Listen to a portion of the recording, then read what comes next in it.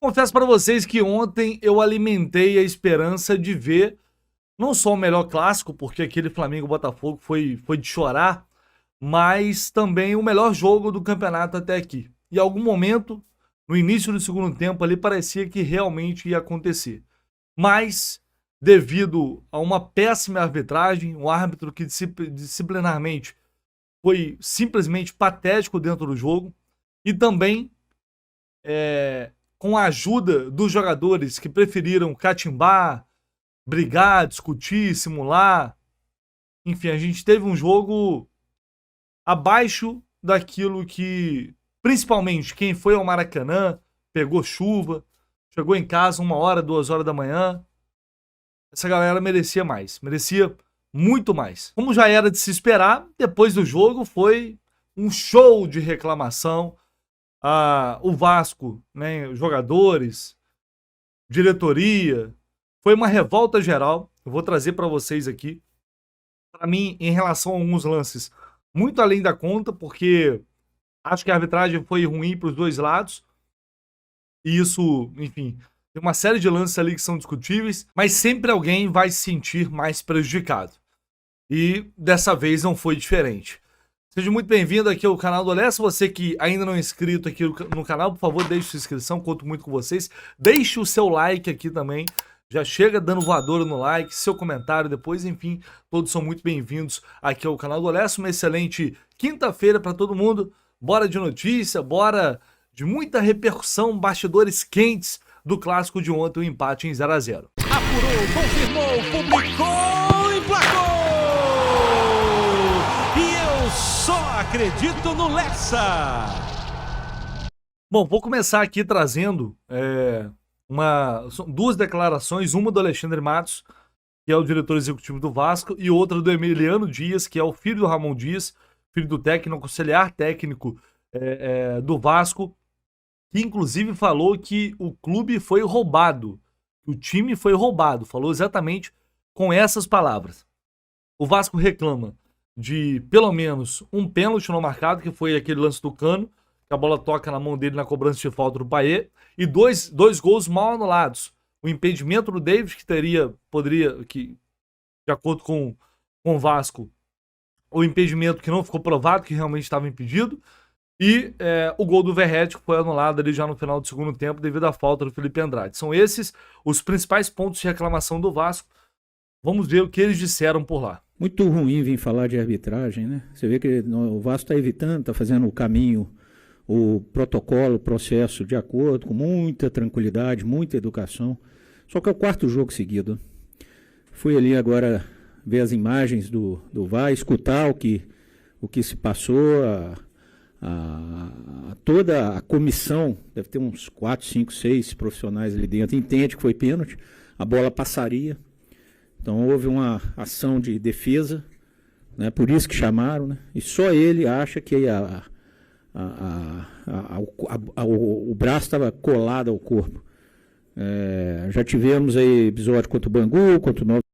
Bom, em relação a esse lance do Cano, falei ontem na transmissão, para mim, eu acho que todo mundo meio que já deve ter visto essa imagem.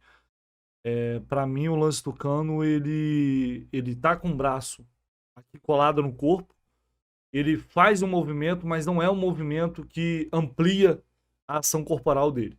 Não vejo o braço saindo do ombro, indo aqui, por exemplo, pro lado. Ele faz sim um movimento aqui, colado no peito, a bola bate, e se não bate na mão dele aqui, ou ia bater no rosto, ou ia bater no ombro, eu não acho que a bola passaria pelo Cano. A minha interpretação foi essa. Se eu pensasse diferente, eu falaria que sem problema nenhum. Eu acho que a bola bateria no Cano de qualquer maneira, e nesse lance específico, o Bruno, para mim, foi correto. E o VAR chama para fazer uma interferência que, na verdade, está induzindo o árbitro a fazer uma marcação que, na minha opinião, seria incorreta. Está longe de ser um lance escandaloso, absurdo, e pode ser discutível. Como eu acho que quase todos os lances ali são esses lances polêmicos de ontem. Tanto é que o Gaciba, comentarista de arbitragem, teve a interpretação exatamente igual. Olha o que ele disse aqui. Programa que diz que a bola passaria. Eu acho que pelas imagens que eu observei, essa bola não passaria, né? Na verdade, o Cano está com essa bola, com os braços, né, na frente do rosto, né, dele. Isso não precisa estar junto, próximo ou longe do corpo, isso é indiferente. O negócio é ampliar espaço corporal, é a questão lateral. É isso, a regra diz sobre isso. Foi nesse ponto que eu bati desde ontem na transmissão. Se ele coloca esse braço ao lado da cabeça, né, colocando esse braço, essa bola passaria pelo lado da cabeça dele e iria em direção ao gol, aí sim a penalidade tinha que ser marcada e o cartão amarelo apresentado por ele impedir um ataque promissor. Mas nesse caso específico, para mim, ele ergue os braços exatamente para proteger o seu rosto e pelas imagens que eu observei, essa bola bateria no peito ou no próprio rosto do Cano, mas para mim essa bola não passaria, por isso eu acho que a decisão é correta da não marcação da penalidade. Exatamente o que eu falei, eu não tinha visto esse vídeo de Gaciba, juro que eu não tinha visto. Eu vi depois que eu já tinha gravado e recortei, gravei isso à parte aqui para acrescentar a análise. Foi exatamente a interpretação que eu tive, ele concorda com isso e o Bruno Mota talvez tenha sido a decisão mais acertada que ele tomou no jogo, com personalidade para recusar uma sugestão do VAR que veio para iludir o árbitro, para induzir, perdão, o árbitro ao erro, e ele teve personalidade para bancar e tomar a decisão correta. E vamos ver aqui o que disse o Emiliano Dias. No, la verdad que hoy el time entendió que fue robado. Fue algo absurdo, no acontece nunca. Ele fala que o time, na verdade, o time entendeu que foi roubado. É algo absurdo que não acontece nunca. Dos goles que fueron válidos, un penal que fue penal, y el VAR reconoció que el VAR faló que é penal.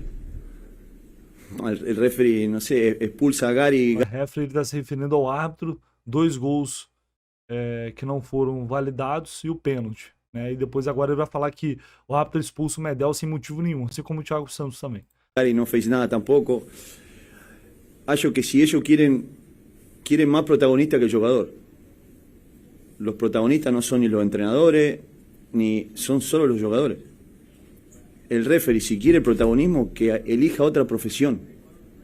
Porque no hay un... Está dizendo que se o árbitro quer ter protagonismo, escolha outra profissão, porque os protagonistas são os jogadores. Referee que tenga protagonismo en el fútbol. La verdad, de toda la vida que estoy acá, fue la verdad que ya van 2 juegos que nos van perjudicando. Y la verdad que nada, fico muy orgulloso del grupo, porque acho que no se va a falar del buen juego que fez Vasco, que eso es lo que a gente fica chateada, porque no merece que se reconozca lo que Vasco está haciendo. No tiene nada que ver Fluminense, porque es un gran time, juega muy bien, es campeón de América, tiene jugadores fantásticos, un entrenador increíble. Mas, como falaba ahí con Felipe Melo, los referees arruinan el espectáculo. Hoy se va a hablar más de este que no existe, que realmente lo que se tiene que hablar, que son los jugadores y el gran jogo que fizeram os dois. Realmente, a gente está falando só de arbitragem. A gente não está falando do jogo. E os jogadores também, o árbitro é ruim, tomou decisões erradas, no aspecto disciplinar é uma porcaria, não tem a menor condição não tem tamanho para um jogo como esse. Esse árbitro já prejudicou o Fluminense no ano passado. Eu falei com isso no pré-jogo, né? Na derrota do Botafogo, pênalti com o Calegari, perde e tal. Ele não deu um pênalti pro Fluminense, claro. Ele já tinha prejudicado o Fluminense num clássico. E só apita clássico. No caso aqui, né? Do Fluminense foram 2 clássicos. E esse árbitro foi escolhido pelos 2 clubes. E agora virou moda na FERJ. Os clubes se resolvem. Se resolvem aí. Escolhem o árbitro aí. Responsabilidade de vocês. Escolheram esse árbitro. Os 2 clubes. Então, os 2 clubes também são responsáveis por isso. Os 2 também são responsáveis. E aí? Agora vai todo mundo detonar a arbitragem. Escolheram a arbitragem. Escolheram o árbitro. Não se reuniram, entraram em consenso e escolheram o árbitro. E além disso, os jogadores também tiveram responsabilidade. Porque se comportaram de maneira infantil, porque tentaram o tempo todo ludibriar também a arbitragem, simulando, provocando.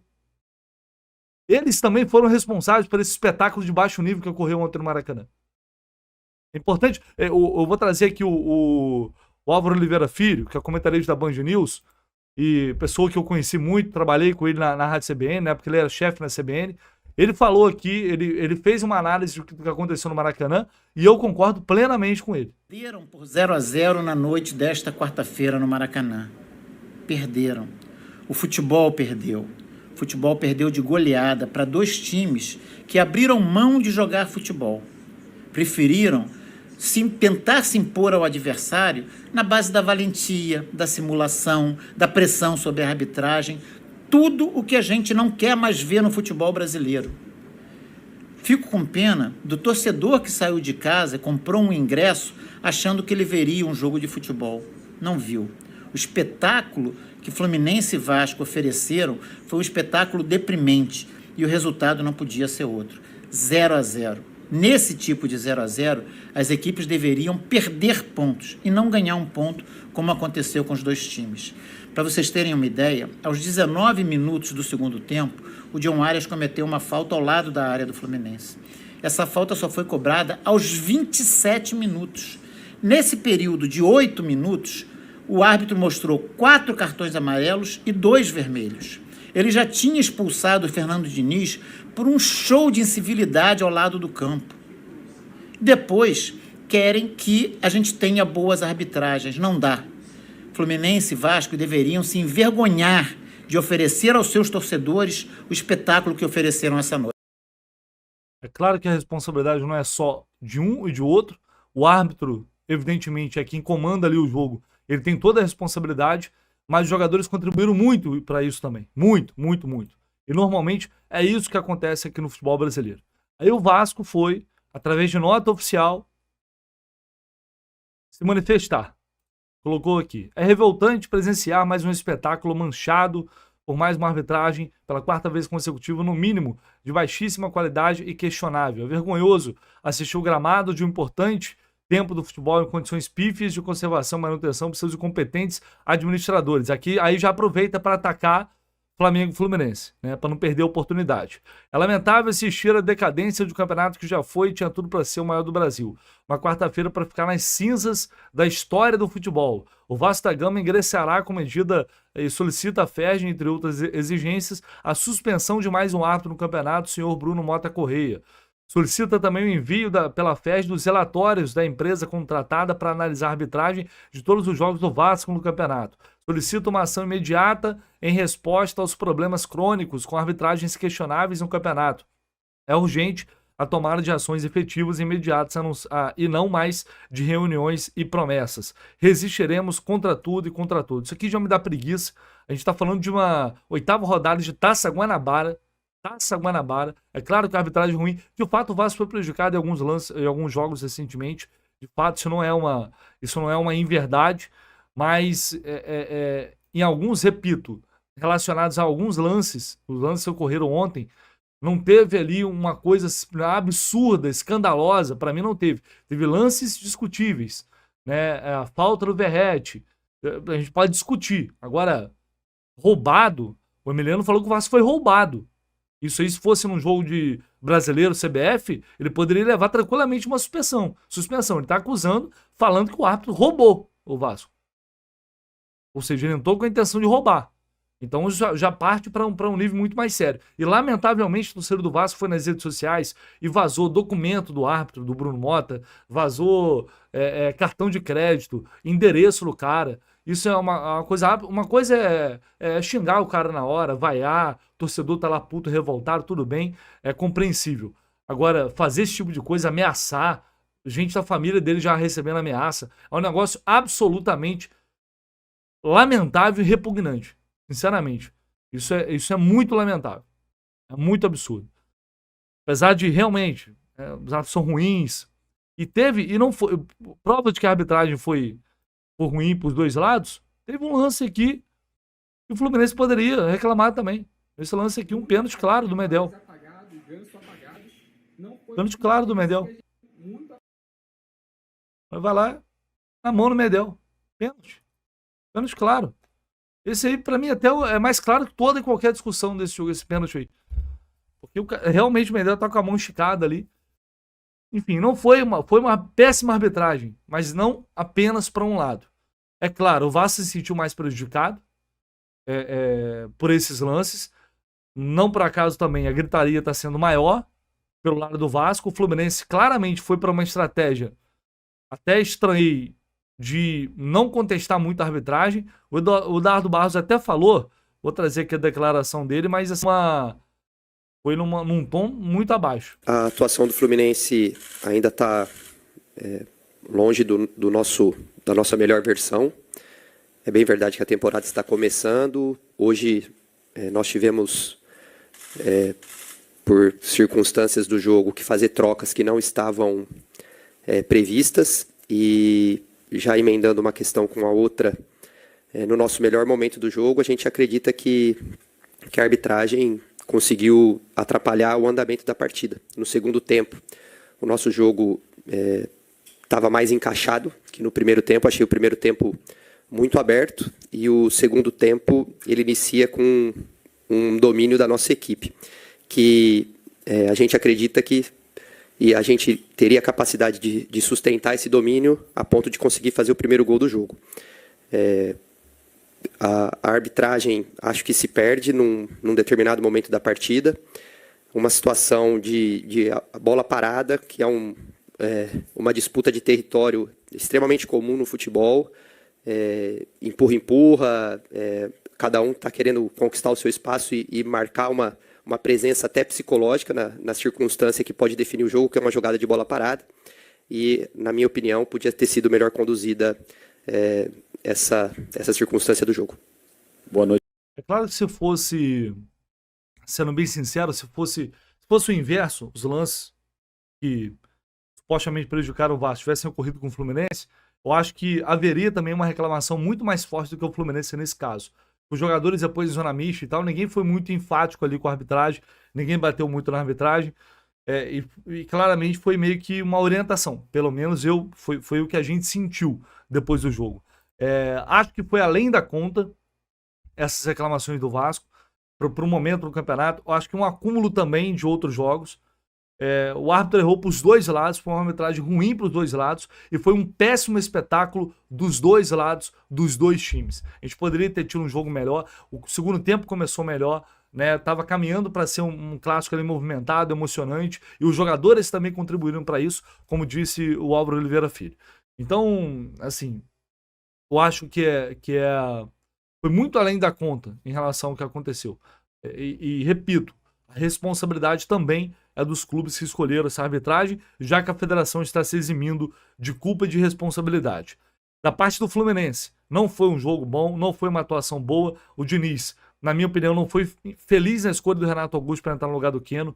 O time ficou mais previsível, ficou mais lento, porque para compensar a ausência do Keno, você tem que ter muita movimentação, você tem que ter velocidade, você tem que ter intensidade, trocar passes mais rápidos. Quando o Fluminense fez isso no final do primeiro tempo e no início da segunda etapa, até melhorou um pouco, né? Mas num todo, o Vasco foi melhor e teve mais próximo de vencer a partida.